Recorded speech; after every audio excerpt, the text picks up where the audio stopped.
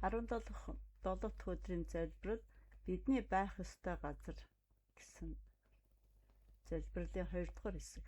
Бид Христийн биед хэрэгтэй. Бурхан өөрийн гэр бүлийн дотор хүн нэг бүрт тусгай үүргийг өгсөн. Энэ нь бидний хариуцлал буй үйлчлэл бөгөөд Бурхан бидэнд ийхүү үүргээ гүйцэлдүүлэх авьяас чадварыг хангалттай өгсөн. Цуглаан туслахад хэрэглэж бидэнд Бурхан авьяас чадварыг өгсөн. Бурханы цуглаан дотор бидний чадварыг илрүүлэн хөгжүүлж хэрэглэхийг хүсдэг. Магадгүй биднийг илүү өргөн хүрээтэй ажил хүлээж байж болох хэдий ч цуглааны үйлчлэлээ хамгийн түргэн тавих хэрэгтэй. Есүс бидний ажил төрлийг бүтээж өгнө гэж амлаагүй. Харин өөрийн сүмийг бүтээн босгоно гэж амласан. Есүс бидэнд ажил төрлийг бүтээж өгнө гэж амлаагүй, харин өөрийн сүмийг бүтээж босгоно гэж амласан. Дэлхийд дээр Христийн ажлыг хийхэд оролцсноо. Есүсийн энэ газар дэлхийд байх хугацаанд Бурхан түүний махан биеэр дамжуулан өөрийн ажлыг хийсэн боловч харин өнөөдөр таны сүнслэг биеийг ашиглана. Цуглаан бол Бурхан газар дэлхий дээр өөрийн ажлыг хийхдээ хэрэгэлдэг нэгэн төрлийн багж хэрэгсэл юм. Христэд итгэж бид нар бие биеэ хайрласнаар Бурханы хайрыг гэрчлээ зогсохгүй, газар дэлхий дээрх Бурханыг мэддэггүй үе олон хүмүүст энэхүү хайрыг дамжуулж өгөх гайхалтай эрхийг олж авсан хүмүүс юм аа. Христийн биеийн нэгэн эрхтнийхээ хувьд бид түүний гар, хөл, нүд, зүрх нь болоод энэ газар дэлхий дээр Христийн төлөө ажиллах хэрэгтэй. Хүн нэг бүрт Бурханы ажилд оруулж чадах хувь нэмэр бий. Паул бидэнд ингэж хэлжээ. Учир нь бид сайн үйлсийн төлөө Христ Иесус дотор бүтээгдсэн түүний бүтээл мөн. Бурхан биднийг тэдгээрийн дотор яваасаа гэж урдаас бэлтгэсэн билээ гэжээ. За цуглааны гэр бүл биднийг уруу татлагаас хамгаална гэж байна. Ямар ч хүн өөрийгөө уруу татлагаас хамгаалах чадваргүй байдаг. Нөхцөл байдал нь бүртгэд хинч байсан хялбархан гэм нүгэлд унаж орхидог. Бурхан үүнийг мэддэг учраас биднийг нэгнийхээ үгийг сонсдог болгосон юм. Библиэд ингэхүү хэлсэн байдаг. Харин өнөөдөр гэгдчил байгаа бол бие биеэ өдөр бүр зоригжуулан эс бөгөөс та нараас хэн нэгэн чинь нүглийн мэхлэлээр хатуурхвээ гэж хэлжээ. Тиймээс Христэд итгэгч хүмүүс бие биедээ чи өөрийнхөө ажлыг өөрөө мэдээд хий гэж хэлэх нь зохисгүй юм.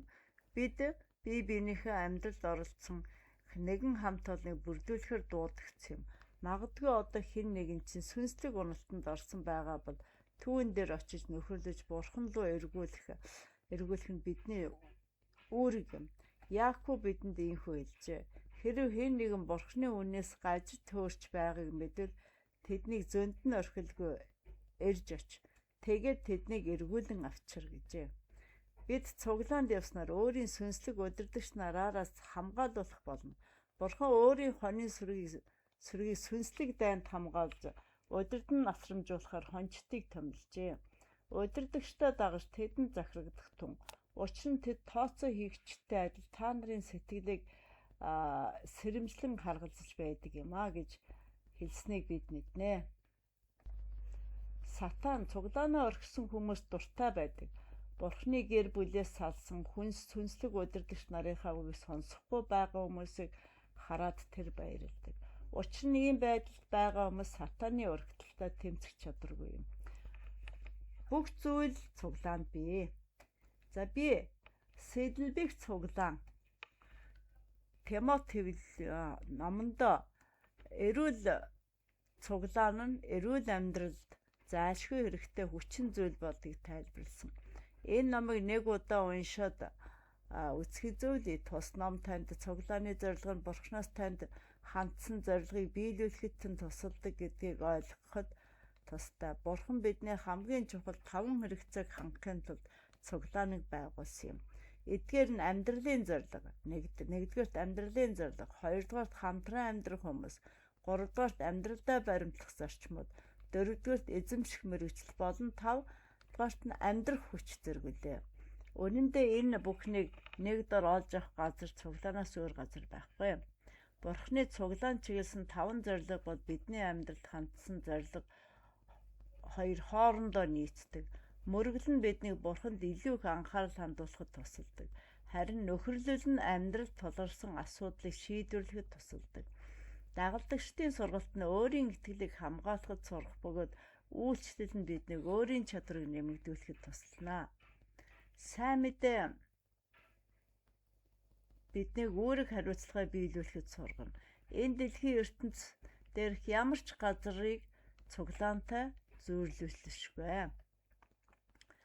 Бидний сонголт. Бүх хүүхэд төрсөн цагаас эхлэн хүн төрлөختөн хэмээх гэр бүлийн гишүүн болдог. Гэхдээ тэр хүүхэд бусдаар асрамжлуулан эрүүл энх өсөд тойрныхын тулд тусгай нэгэн гэр бүлийн гишүүн болох хэрэгтэй. Сүнслэг амьдралд ч мөн үүнтэй адилхан. Бид дахин төрснөөрөө Бурхны өнөр өтгөн гэр бүлийн гишүүн болно.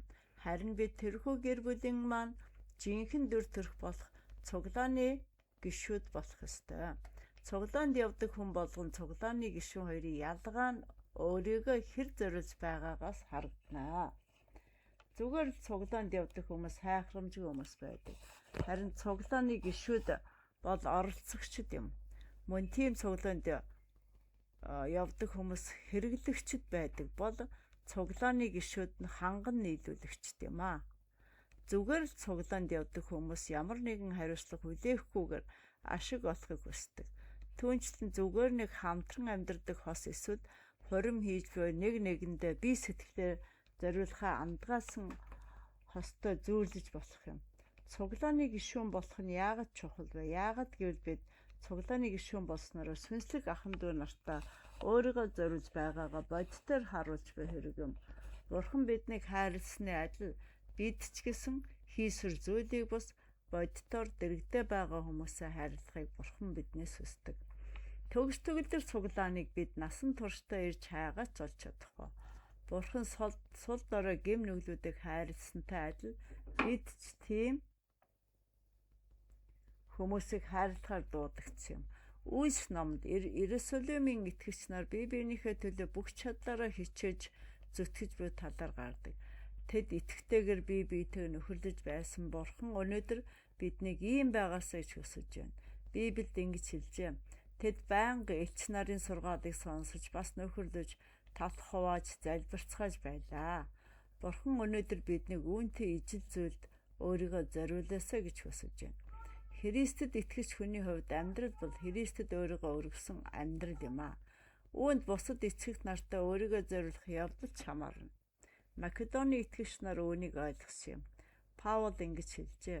Бидний хүсэж байснаар бус харин эхлээд тэд өөрсдийгөө эзэнт дараа нь Бурхны таалан дагуу бидэнд өгсөн юм аа гэжээ. Бурхны хүүхэд болсноор Бурхны гэр бүлийн гишүүн болох нь мэдээж юм. Бид Христэд өөрийгөө өргөснөөрөө Христэд итгэж болдог. Гэхдээ тэр цуглааны гишүүн болохын тулд итгэгч нарын цуглаанд ч мөн өөрийгөө зориулах хэрэгтэй. Эхний шийдвэрээ бид аврал авч хоёр дахь шийдвэрээрээ итгэгч нартай нөхөрлөх боломжтой байдаг. За ингээд 17 дахь өдрийн залбирлаар миний амьдралын зорилго юу вэ гэдгийг харъя. Би Христэд зөвхөн итгэж зогсохгүй Христийн цуглаанд харьяалагдахын тулд түүнд дуудагдсан. Ишлэл чийжлээ. Бид олуулаа Христ дотор нэгэн бий болоё. Хүн нэг бүр нэг нэгэндээ эрхтэй юм аа. Өөрөөсөө асуу. Би Бурхны гэр бүлийг хайрлаж тэдэнд өөрийгөө зориулж чадах хэмжээгээр цуглааныхаа үйл ажиллагаанд оролцож байна уу гэжээ. За ингээд та бүхэндээ амжилт хүсье. Таны дотоод сэтгэл ариун байж зөв чиглэлийг аваасаа гэж хүсэж байна.